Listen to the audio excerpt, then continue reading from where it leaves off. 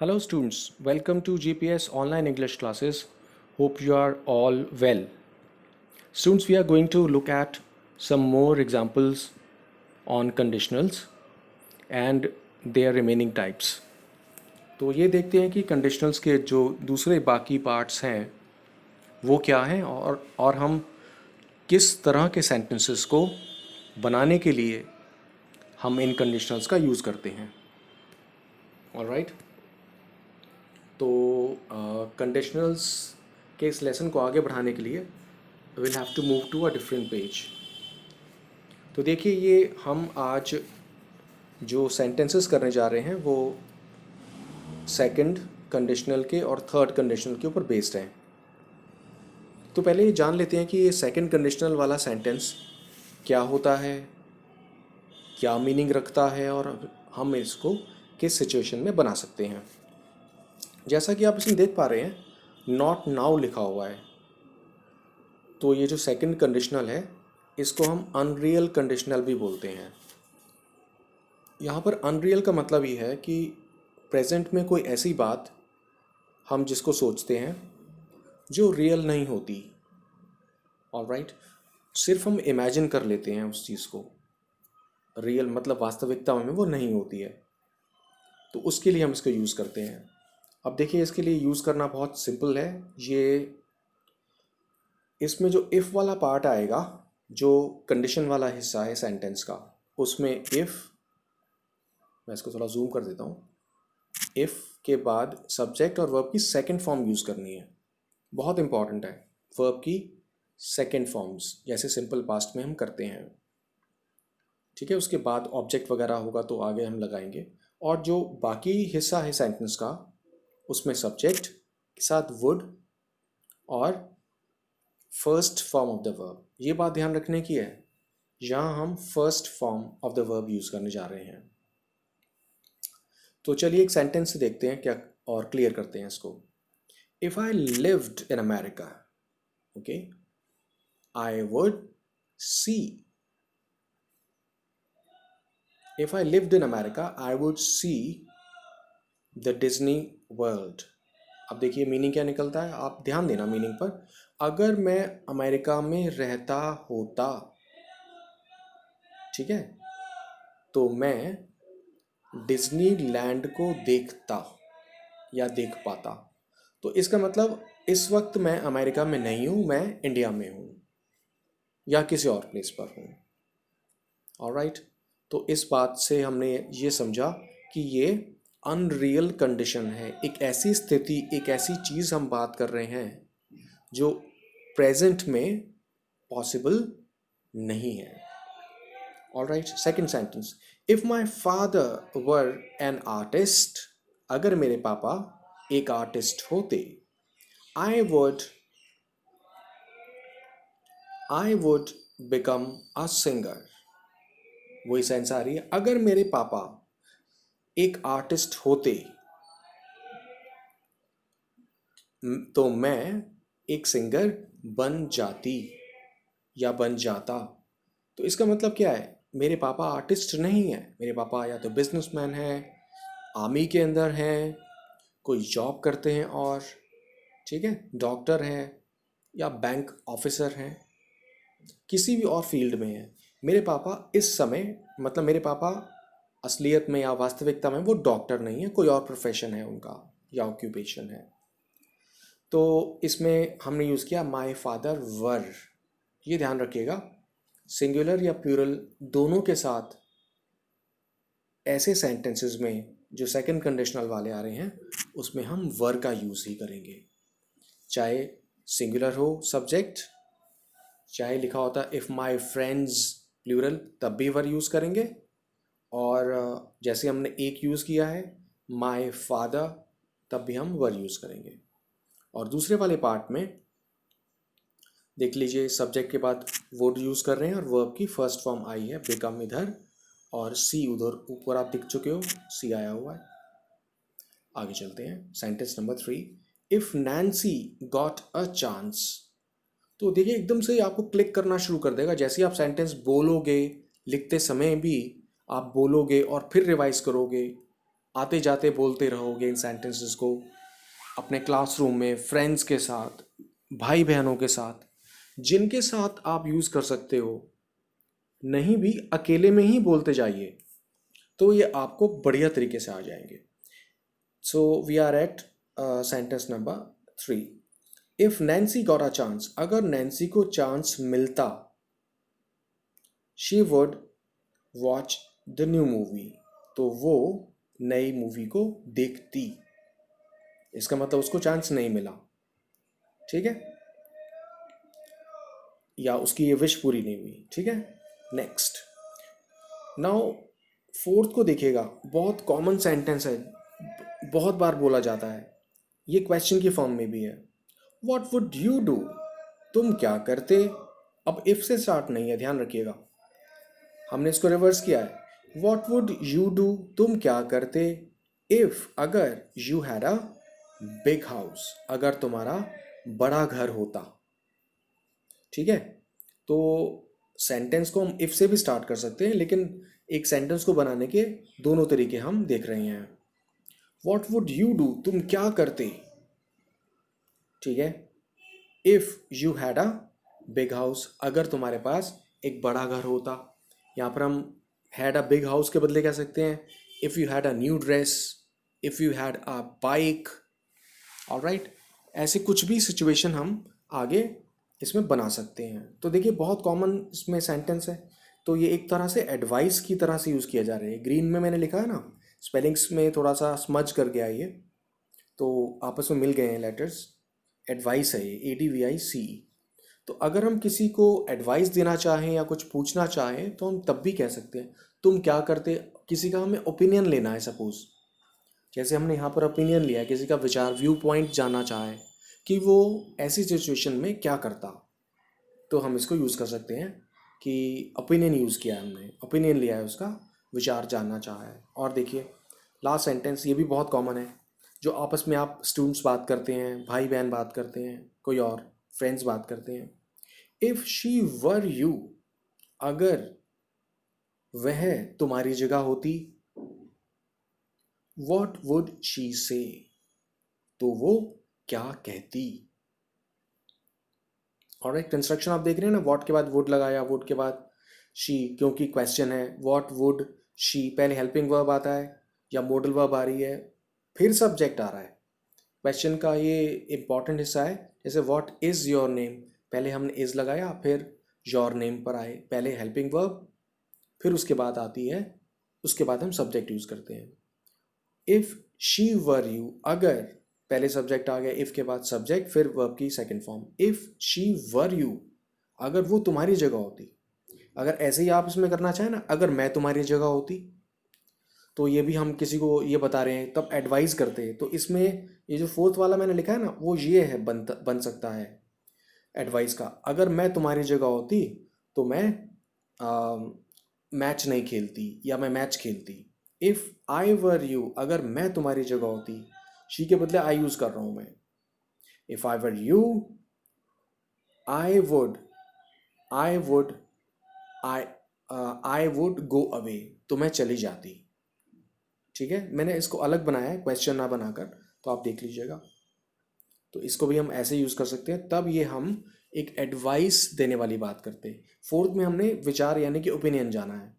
तो आप समझ गए कि इसमें एक तो हम सेकंड फॉर्म यूज़ कर रहे हैं और वुड और फर्स्ट फॉर्म यूज़ कर रहे हैं। ये कीवर्ड्स हैं समझने के लिए कि इफ़ वाले में हम सेकंड फॉर्म वर्ब की लगा लेंगे जो भी हमें सेंटेंस बोलना है, और दूसरे वाले पार्ट में कि ऐसा होता तो मैं ऐसा करती, तो सेकंड वाले पार्ट में वुड और फर्स्ट फॉर्म। बस बहुत सिंपल है, ध्यान रखिएगा। Now we move to the next type of it, which is the third conditional. ठीक है, अब हमें ये याद रहे या ना रहे कि थर्ड कंडीशनल क्या है, फर्स्ट क्या है, सेकंड क्या है, ज़ीरो क्या है, वो एक अलग बात है। हमें सेंटेंस बनाने का तरीका अच्छी तरह से आ जाना चाहिए, ये हमारा एम है। देखिए थर्ड कंडीशनल क्या कहता है। ओके, थर्ड कंडीशनल ये कहता है कि दो एक्शंस हुए पास्ट में, मतलब आपने गुजरे हुए टाइम में, पास्ट में दो चीज़ें कर ली, ठीक है। उसमें से क्या हुआ, एक ऐसी चीज़ आपने पहले की या एक ऐसी चीज़ जो कंडीशन थी वो पूरी नहीं हुई, इसलिए आप दूसरी चीज़ को नहीं कर पाए। मैं रिपीट करना चाहता हूँ, जैसे कंडीशन वाला पार्ट होता है इसमें कि अगर तुमने मुझे इनवाइट किया होता तो मैं बर्थडे पार्टी पर ज़रूर आता। तो पहले इफ़ वाला पार्ट आ गया, अगर तुमने मुझे इनवाइट किया होता, तो मतलब हम गुजरे हुए टाइम की बात कर रहे हैं, ठीक है, जो पास्ट में निकल गया टाइम उसकी बात कर रहे हैं। तो ये मीनिंग आता है कि इसका मतलब तुमने मुझको इनवाइट नहीं किया था अपने बर्थडे पर और इसलिए फिर मैं नहीं गया। और इसी का मतलब ये भी है कि अब हम प्रेजेंट में इस चीज़ का कुछ नहीं कर सकते। ये बड़ी इंपॉर्टेंट बात है। इस ऐसे सेंटेंस को बनाने से पहले हमें ये ध्यान रखना पड़ेगा कि ये चीज़ पास्ट में हुआ और अब प्रेजेंट में इसका कोई इलाज नहीं है, क्योंकि अब वो बर्थडे पार्टी निकल चुकी और मैं नहीं गया, ठीक है। तो इस बात को, ऐसे सेंटेंसेस को बनाते समय ये वाली बात ध्यान रखनी पड़ेगी। चलिए देखते हैं कि बनाएंगे कैसे। सब्जेक्ट के साथ अब इम्पॉर्टेंट बात ध्यान रखिए, इफ़ वाले पार्ट में हैड और थर्ड फॉर्म यूज़ करेंगे। हैड और वर्ब की थर्ड फॉर्म, तो थर्ड फॉर्म्स आप देख रहे हैं, फर्स्ट सेकंड थर्ड तीनों कितनी इंपॉर्टेंट हैं। बचा हुआ हिस्सा जो कंडीशन नहीं है, ओके, जो रिजल्ट शो कर रहा है या फिर उसका असर शो कर रहा है कि आगे क्या हुआ, उसमें वही तरीका है, सब्जेक्ट के साथ वुड, लेकिन इस बार हैव और थर्ड फॉर्म एडिशनली यूज़ करना है। Okay, I repeat this, subject के साथ वुड, कुड भी यूज़ कर सकते हैं, सब्जेक्ट के साथ वुड, हैव और थर्ड फॉर्म, दोनों जगह थर्ड फॉर्म। ये एक हमें थोड़ा सा, ये भी एक कीवर्ड या हम बोल सकते हैं कि हिंट्स हैं कि इधर भी थर्ड फॉर्म यूज़ हो रही है, तो हम ध्यान रख पा सकते हैं इधर भी थर्ड फॉर्म यूज़ कर रहे हैं, हैव और थर्ड फॉर्म। इधर हैड थर्ड फॉर्म और इस साइड हैव थर्ड फॉर्म। ये बहुत इंपॉर्टेंट बात है, ओके। तो इसका भी मीनिंग पास्ट में ही निकल रहा है। जैसे एग्जांपल देखते हैं, if you had called me, अगर आपने मुझको बुलाया होता, आई वुड हैव अटेंडेड, तो मैंने अटेंड किया होता, ठीक है, योर सिस्टर्स मैरिज, तुम्हारी सिस्टर की मैरिज को। अब देखिए इसका मतलब क्या है कि ये जो इंसिडेंट हुआ, ये जो एक्शन हुआ कि उसकी सिस्टर की मैरिज हो चुकी, उसने मुझको नहीं बुलाया, मैंने अटेंड नहीं की, इस बात की ये सेंस निकल रही है। और अब प्रेजेंट में मैं इस चीज़ को सही नहीं कर सकता, मतलब अब ये चीज़, इसका कोई इलाज नहीं है आपके पास। आई होप ये बेस्ट एग्जांपल है। सिस्टर की मैरिज हो गई, उसने इनवाइट नहीं किया, मैं नहीं गया, तो ऐसा एक्शन, एक ऐसा काम जो पास्ट में आपने कर लिया और अब उसको आप दोबारा नहीं कर सकते, ये कंडीशनल ये शो करता है। Second, if Sheena had studied well, अगर शीना ने अच्छी तरह से पढ़ाई की होती, हैड और थर्ड फॉर्म फिर देखिए, स्टडीड हैड के बाद, अगर शीना ने अच्छी तरह पढ़ाई की होती, शी वुड हैव गॉट, बार आपको याद रखने में थोड़ा सा फ्लुएंट तभी हो पाएगा, इजी, जब इसको रिपीट करेंगे बार बार, ओके। इफ सॉरी चलो दोबारा ही पढ़ लेते हैं। If Sheena had studied well, अगर शीना ने अच्छी तरह से पढ़ाई की होती, she would have got the highest marks, उसके हाईएस्ट मार्क्स आ गए होते या उसे हाईएस्ट मार्क्स मिले होते। तो हम सेंटेंस के एंड वाले वर्ड्स पर बहुत ध्यान दें। हमेशा से जो आपको एडवाइस किया जाता है कि सेंटेंस के लास्ट वाले वर्ड्स ही पहचान कराएंगे आपको। अगर शीना ने अच्छी तरह से पढ़ाई की होती तो उसके अच्छे मार्क्स आ गए होते, इसका मतलब उसने अच्छी तरह से पढ़ाई नहीं की, इस वजह से उसके अच्छे मार्क्स नहीं आए हैं।